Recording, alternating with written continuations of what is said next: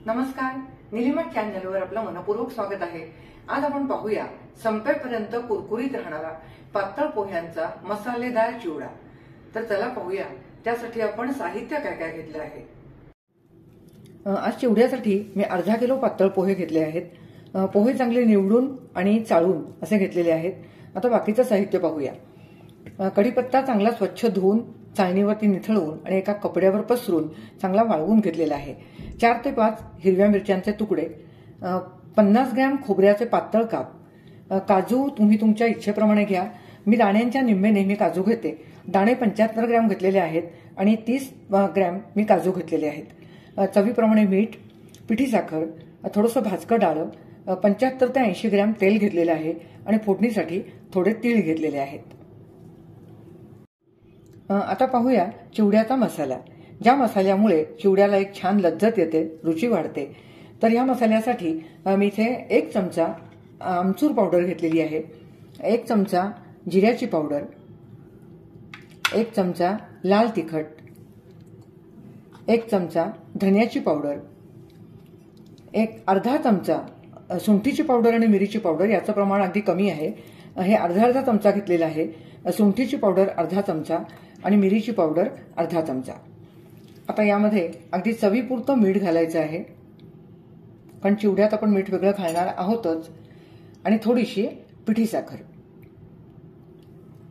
आणि हा मसाला आता व्यवस्थित असा कालवून घेऊया। मसाला जास्त प्रमाणात करायचा असेल तर हे सगळे घटक मिक्सरच्या भांड्यामध्ये घालून तुम्ही चालू बंद असा मिक्सर करत 1-2 वेळा फिरवून चांगला मिक्स करून घेऊ शकता। हा अगदी आज मी थोड्या प्रमाणात तुम्हाला करून दाखवलेला आहे। विकतच्या मसाल्यामध्ये यापेक्षा अजून 2-4 इन्ग्रेडियंट असतात, पण ते नसले तरी काही फार फरक पडत नाही। आपण आपल्या घरामध्ये जे जिन्नस आहेत त्यातून हा मसाला करू शकतो। हाताने सुद्धा तुम्ही हा छान मिक्स करून घेऊ शकता। तर अशा प्रकारे हा चिवड्याचा मसाला तयार आहे। आता आपण पोहे भाजायला सुरुवात करूया। पोहे भाजण्यासाठी कढई तापत ठेवलेली आहे। कढई थोडीशी कोमटसर अशी झालेली आहे। कढईमध्ये मी आता पोहे घालते। पोहे भाजणं ही चिवड्याची खूप महत्वाची अशी एक स्टेप आहे। साधारण अंदाजे 100 ग्रॅम पोहे मी भाजायला घेतलेले आहेत। खूप पोहे एकदम भाजले तर ते कुरकुरीत भाजले जात नाहीत, ते थोडेसे आक्रसतात आणि नीट भाजता येत नाही। त्यामुळे पोहे भाजण्यासाठी कढई किंवा पातेलं थोडंसं मोठं घ्यायचं आणि पोहे असं सतत फिरवत राहायचं कढईमध्ये। आणि आता हे पोहे चांगले कुरकुरीत होईपर्यंत भाजून घेऊया। साधारण एक घाणा भाजण्यासाठी 4 ते 5 मिनिटं लागतात। पहिला घाणा भाजायला थोडासा वेळ लागेल, नंतर मग एकदा कढई तापली की त्यानंतर मग पोहे भराभर भाजले जातात।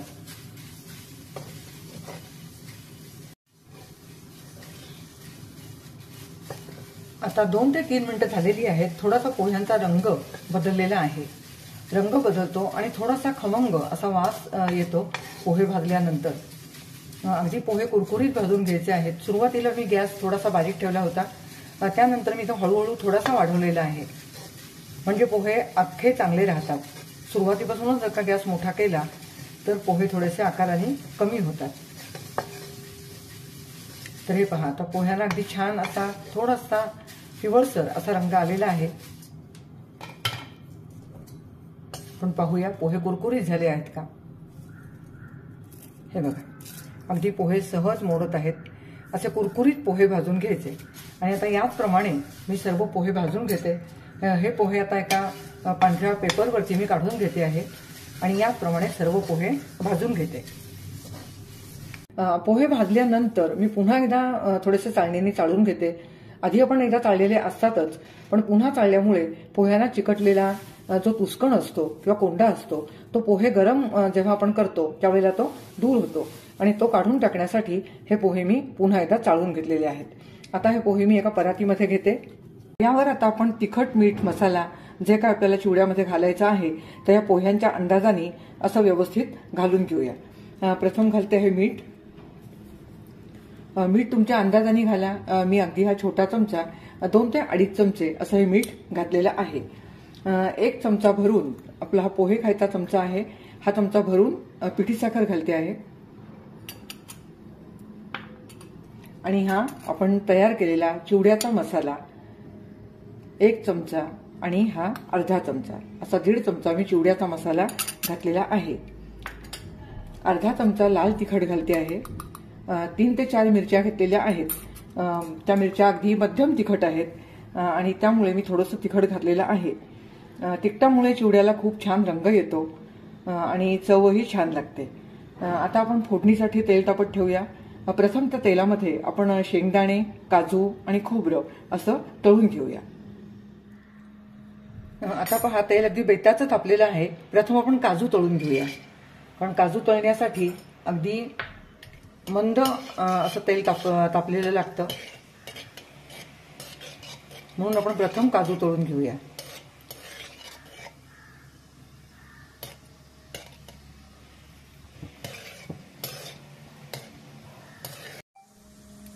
तर पहा, आता काजू तळून झालेले आहेत. काजू काढून घेते.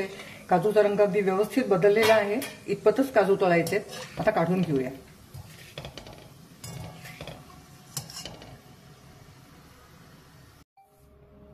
आणि आता घालूया शेंगदाणे.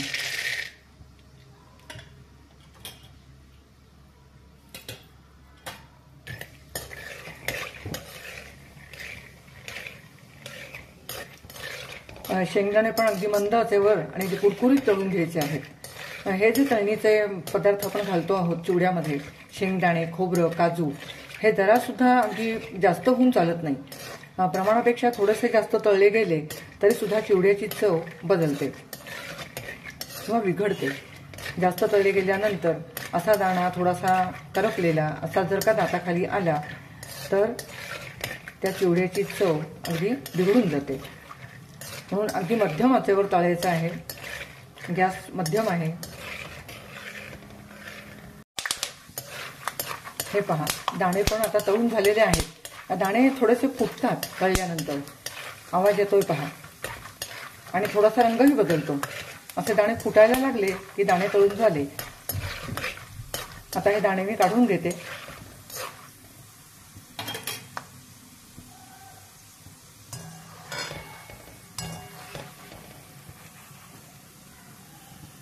हे पहा, असा रंग आला पाहिजे दाण्यांना. दाणे काढून घेऊया. दाणे काढून घेतलेले आहेत. आता घालूया खोबरं.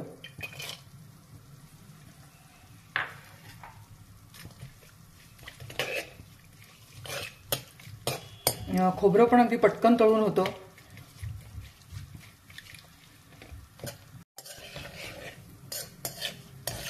हे पहा, अगदी मंद आचेवर असं मी 1 ते 2 मिनिटं हे खोबरं तळलेलं आहे. रंग बदललेला आहे. छान गोल्डन रंग आलेला आहे. आता खोबरं काढून घेते. आता दाणे, खोबरं आणि काजू तळून झालेले आहे. इथे आपल्याला तेलाचा थोडासा अंदाज येतो. सुरुवातीला मी 75 ग्रॅम तेल घेतलेलं होतं, कारण एकदम आधीच जर का तेल जास्त घेतलं तर मग चिवडा थोडासा तेलकट होतो. पण हे पदार्थ तळून झाल्यानंतर कढईमध्ये जे तेल राहतं त्यामध्ये साधारण आपल्याला अंदाज येतो की अर्धा किलो पोह्यांसाठी जर का हे तेल थोडंसं कमी वाटत असेल तर ह्या स्टेजला आपण तेल वाढवू शकतो. तर आता 1 पळीभर तेल मला ह्याच्यामध्ये हवं आहे असं वाटतंय, म्हणून मी हे तेल वाढवते आहे. 1 पळी तेल म्हणजे साधारण 15 ग्रॅम तेल होतं. तर सुरुवातीचं 75 ग्रॅम आणि हे 15 ग्रॅम असं एकूण 90 ग्रॅम तेल मी या अर्धा किलो पोह्यांच्या चिवड्यासाठी घेतलेलं आहे. तेल तापलेलंच आहे. प्रथम घालूया मोहरी,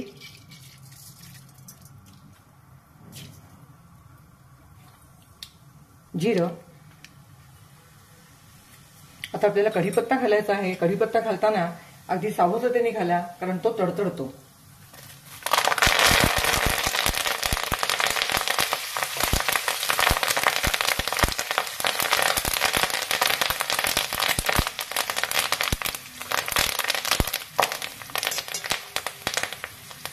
आता मिरच्या घालते आहे.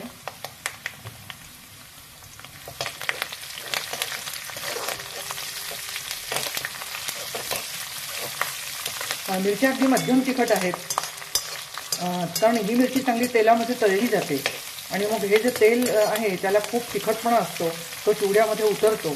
आणि लवंगी मिरची जर का वापरली तर चिवडा अगदी खूपच तिखट होतो. म्हणून चिवड्यासाठी शक्यतो मध्यम तिखट अशी मिरची घ्यावी.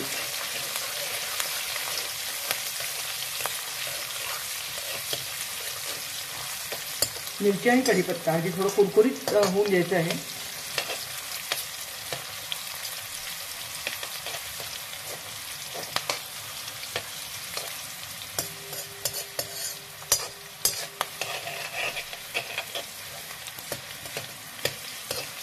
कढीपत्ता थोडासा असा ट्रान्सपरंट दिसायला लागतो म्हणजे तो तळून झाला.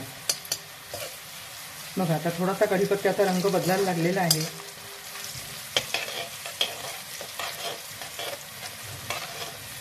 मिरच्यांचा पण रंग बदललाय. आता यामध्ये तीळ घालते.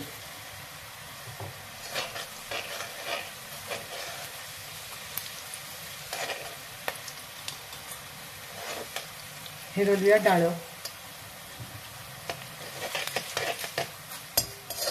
डाळ परतायला अजिबात वेळ लागत नाही म्हणून तर वेगळं तळून घ्यायची गरज नाही म्हणून तुम्ही फोडणीच घातलं आहे.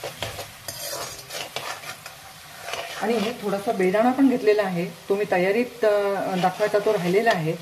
बेदाणा खूप छान लागतो चिवड्यामध्ये. म्हणजे चिवड्याच्या नमकीन चवीमध्ये हा गोडसर बेदाणा खूपच छान लागतो.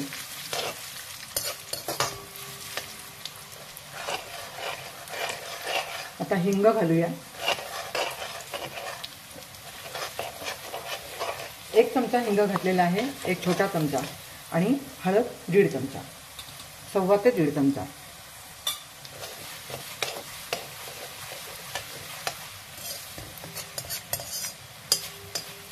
आणि आता आपली चिवड्याची फोडणी तयार झालेली आहे.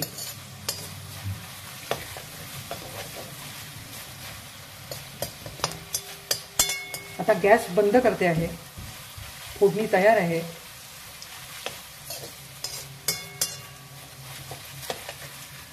कढईला आता खूप ताव आलेला आहे. कढई खूप गरम आहे आणि म्हणून एक 2-4 मिनिटं आपल्याला थांबायचं आहे. कारण मी कढईतच पोहे घालणार आहे. तर 2-4 मिनिटं थांबून थोडासा कढईचा ताव कमी झाला की नंतर आपण याच्यामध्ये पोहे घालणार आहोत. आता पहा, कढई मी गॅसवरून हळूच उतरून खाली घेतलेली आहे.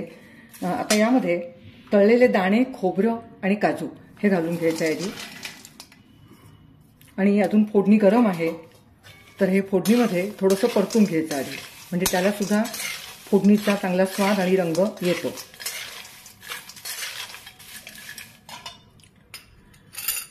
यामध्ये थोडासा चिवड्याचा मसाला आणि अगदी किंचित मीठ भुरभुरतं आहे. अगदी दाण्या आणि खोबऱ्यांपुरतं, म्हणजे त्याला पण चव येते.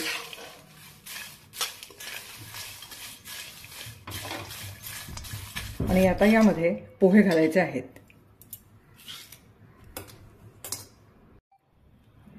पोह्यांमध्ये आपण तिखट, मीठ, मसाला, साखर हे सगळं घालून घेतलेलंच आहे.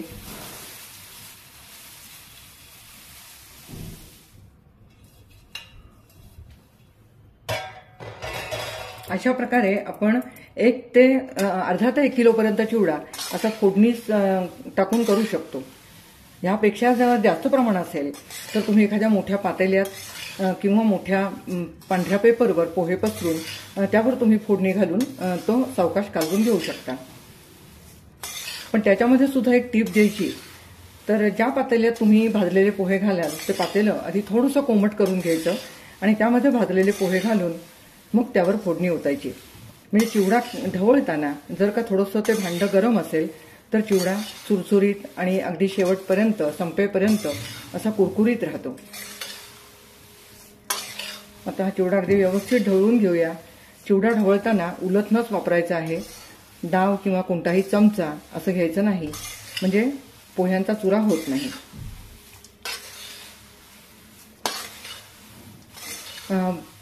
पहिल्यांदा काय होतं की अगदी प्रासंगिक किंवा सणावारी त्या सणावारी त्याचे पदार्थ केले जायचे.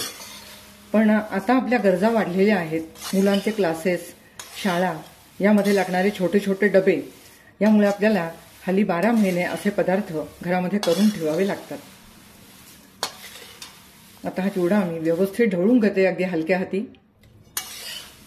हा पहा, चिवडा आता व्यवस्थित मिक्स झालेला आहे. आपल्या महाराष्ट्रीयन लोकांचं हे आवडतं खाद्य. अचानक कोणी पाहुणी आली तरी चिवडा घरात असेल तर आपल्याला पटकन देता येतो. आता हा चिवडा अगदी व्यवस्थित मिक्स झालेला आहे. तर पहा, मस्त गरमागरम लज्जतदार मसालेदार असा हा चिवडा आता तयार आहे. चिवडा गार झाल्यानंतर हवाबंद डब्यामध्ये भरून ठेवायचा आणि चिवडा जेव्हा आपण डब्यातनं घेतो त्यावेळेला ओला चमचा किंवा ओली डाव याचा वापर अजिबात करायचा नाही. ह्या सूचना फॉलो केल्या तर हा चिवडा अगदी संपेपर्यंत कुरकुरीतच राहील. कशी वाटली तुम्हाला ही कृती मला जरूर कमेंट बॉक्समध्ये कळवा. कृती आवडली असेल तर शेअर करा, लाईक करा, सबस्क्राईब करा आणि असा चिवडा करून पहा. पुन्हा भेटूया एका नवीन रेसिपीसह. धन्यवाद.